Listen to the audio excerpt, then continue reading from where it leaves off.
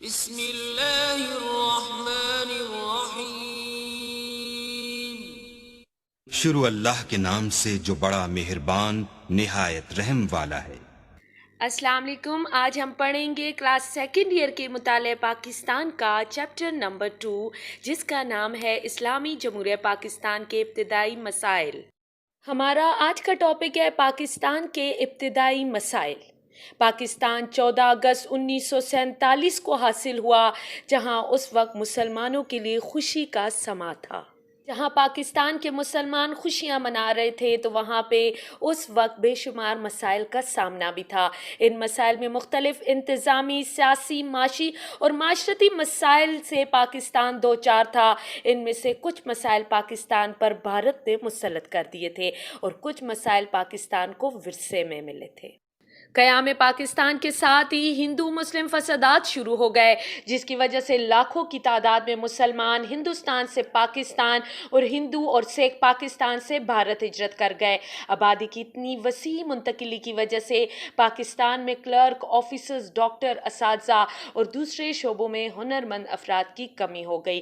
مناسب سرکاری عمارتیں نہ ہونے کی وجہ سے دفتری ریکارڈ کا مسئلہ تھا۔ اکثر دفاتر فوجی برقوں میں قائم کیے گئے۔ دارالحکومت کی مناسب جگہ نہ ہونے کی وجہ سے کراچی کو پاکستان کا دارالحکومت قرار دیا گیا۔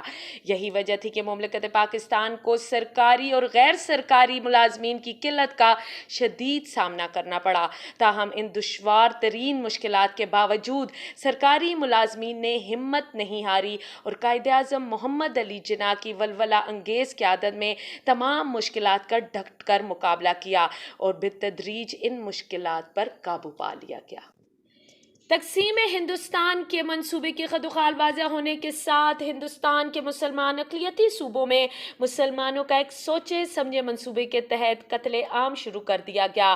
ان حالات میں ہندوستان کے مسلمانوں کے پاس پاکستان کی طرف ہجرت کے سوا اور کوئی چارہ کار نہ تھا، چنانچہ لاکھوں کی تعداد میں مہاجرین پاکستان کی طرف آنا شروع ہو گئے۔ ان میں اکثریت ایسے لوگوں کی تھی جو صرف تن اور لباس لیے پاکستان پہنچے۔ ان میں بے شمار افراد اپنے عزیزوں اور رشتہ داروں کی قربانیاں دے کر آئے تھے۔ ان کو نہ صرف سر چھپانے اور روزگار کی ضرورت تھی، بلکہ ان کو نفسیاتی دباؤ سے نکالنے کی بھی اشد ضرورت تھی۔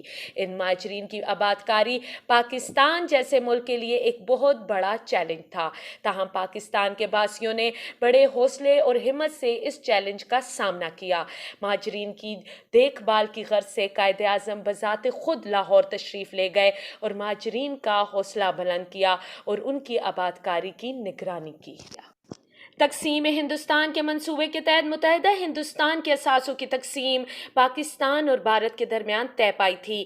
باہمی بات چیت کے ذریعے نقد اثاثوں میں پاکستان کا حصہ 750 ملین روپے قرار پایا تھا۔ قیام پاکستان کے بعد بھارت شروع میں رقم کی ادائیگی میں ٹال مٹول سے کام لیتا رہا، لیکن کچھ عرصے بعد 200 ملین روپے پاکستان کو ادا کر دیے گئے۔ یہ پاکستان کے قیام کے ابتدائی دن تھے اور پاکستان کو رقم کی سخت ضرورت تھی۔ ان حالات میں مہاتما گاندھی نے بھارتی حکومت پر دباؤ ڈالا کہ وہ پاکستان کا جائز حق ادا کر دے۔ اگرچہ پنڈت نہرو اور سردار پٹیل نے گاندھی کو ٹالنے کی بہت کوشش کی، تاہم وہ اپنے بات پر اڑے رہے۔ تاہم بھارت نے 50 ملین روپے پاکستان کے حصے سے یہ کہہ کر روک دیے کہ پاکستان کے ذمے کچھ بقایا جات رہتے ہیں جو کہ اس رقم سے ادا کیے جا چکے۔ نہری پانی کا مسئلہ بھی ریڈ کلف ایوارڈ کی وجہ سے پیدا ہوا۔ اس ایوارڈ کے تحت پنجاب کے علاقے کی غیر منصفانہ تقسیم کی گئی اور دریائے راوی پر مادھو پور اور دریائے ستلج پر فیروز پور کے ہیڈ ورکس بھارت کے حوالے کر دیے گئے۔ حالانکہ ان ہیڈ ورک سے نکلنے والی نہریں پاکستانی علاقے میں واقع ہیں اور ایک بڑے علاقے کے سیراب کرنے کا ذریعہ بھی ہیں۔ 1 اپریل 1948 کو بغیر پیشگی اطلاع دیے بھارت نے پاکستان کی طرف آنے والا پانی بند کر دیا اور مطالبہ کیا کہ پاکستان اس پانی کی قیمت ادا کرے گا۔ पंजाब की ज़रख़ेज़ ज़मीनों के लिए ये पानी आब हयात का दर्जा रखता है, लिहाजा पाकिस्तान का एक वफ़द हंगामी बुनियादों पर दिल्ली पहुंचा और आर्जी तौर पर भारत के साथ इनकी शराइत के मुताबिक पानी की तरसील के लिए मुआहदा कर लिया। चूँकि भारत पंजाब की सरजमीन को बंजर सहरा में तब्दील करके पाकिस्तान को नाकाबिल तलाफ़ी नुकसान पहुंचाना चाहता था, लिहाजा इस मसले के मुस्तकिल बुनियादों पर हल करने के लिए पाकिस्तान ने अक़वाम मुत्तहिदा में दरख्वास्त दायर कर दी। बैंक बराए तरक्की और तामीर नौ के सदर ने अपनी खिदमात मसले के हल के लिए पेश कर दी, जिसको दोनों ममालिक ने 1952 में कबूल कर लिया।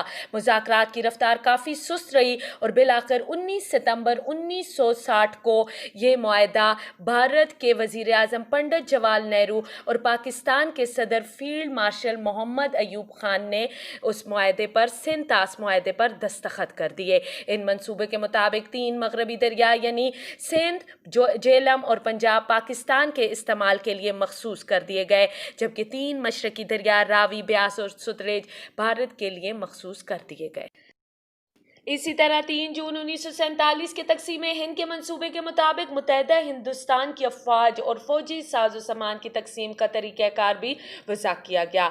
ये फरीज़ा सर अंजाम देने के लिए फील्ड मार्शल अचानक को जिम्मेदारी सौंपी गई। इस काम के 2 पहलू थे। सबसे पहले ये कि अफवाज की अफरादी कुव्वत की तकसीम और दूसरी ये कि फौजी साजो सामान की भी तकसीम की जाए। बरतानवी हुकूमत ने यह फैसला किया था कि हर 2 ममालिक के अलग अलग कमांडरान चीफ होंगे, जबकि सर अचानक बहसीत सुप्रीम कमांडर के काम करेंगे, ताकि फौजी असासजात की तकसीम मुनसिफाना तरीके से सरअंजाम पा सके। सर अचानक ने बहुत मेहनत और बारीक बीनी से काम करते हुए अफवाज की तकसीम का पहला मरहला 15 अगस्त 1947 तक मुकम्मल कर लिया। यानी फौजी जवानों और अफसरान की तकसीम का मरहला जो है उन्होंने कंप्लीट कर लिया था। ताहम इन अफराद को पाकिस्तान पहुंचने में कुछ वक्त लगा।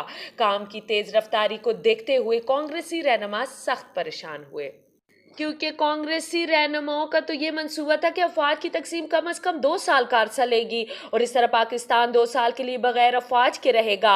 अचानक के काम को देखते हुए कांग्रेसी रहनुमाओं को अपना मंसूबा नाकाम होता दिखाई दिया, लिहाजा उन्होंने शोर मचाना शुरू किया कि अचानक जो है वो हिंदुस्तान मुखालिफ रवैया अपना रहा है, लिहाजा इसको फौरी तौर पर हटाया जाए।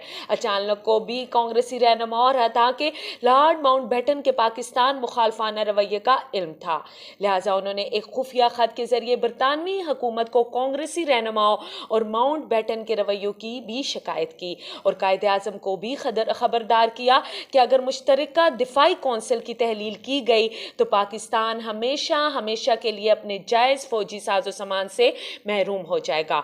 दूसरी तरफ माउंटबेटन जो पाकिस्तान से ज़ाती वजह की बिना पर खुश ना था, बरतानवी हुकूमत से अचानक के हेडक्वार्टर्स की बंदिश और इसे हिंदुस्तान बुलाने के अहकामात जारी कराने में कामयाब हो गया। इस तरह पाकिस्तान अपने जायज़ फौजी साजो सामान से महरूम कर दिया गया। जो बचा कुचा फौजी सामान पाकिस्तान को मुहैया किया गया था वो जंग आलूद, टूटा फूटा और नाकाबिले इस्तेमाल था।